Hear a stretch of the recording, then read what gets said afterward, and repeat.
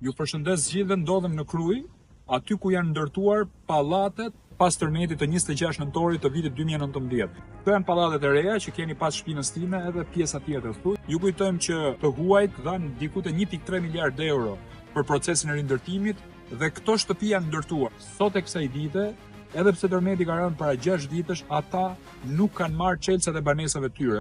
Ka bërë një show kryeministri Rama kur ka ardhur në Krujë duke i shpërndar disa çelësa, por më thonë që banorët ja u ka marrë sërish mbrapsht çelësat. Janë ndarë parimisht, por ndërkohë ata nuk futen.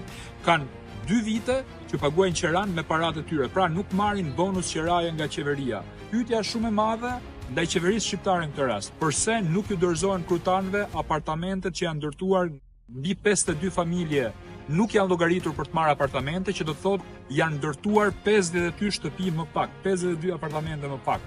E dyta, që është më kryesorja, mendohet që ka një hetim të spakut për ndërtimin e pallateve dhe prandaj ata që merren me kolaudimin e shtëpive nuk i firmosin letrat. Kjo është një nga plagët më të mëdha që qeveria shqiptare i ka bërë Krujës dhe pa diskutim do duhet që të vendoset dorë një herë për gjithmonë. Ne bëjmë thirrje të gjithë atyre që kanë kontribuar me para për qytetarët shqiptar të kërkojnë llogari tek qeveria shqiptare.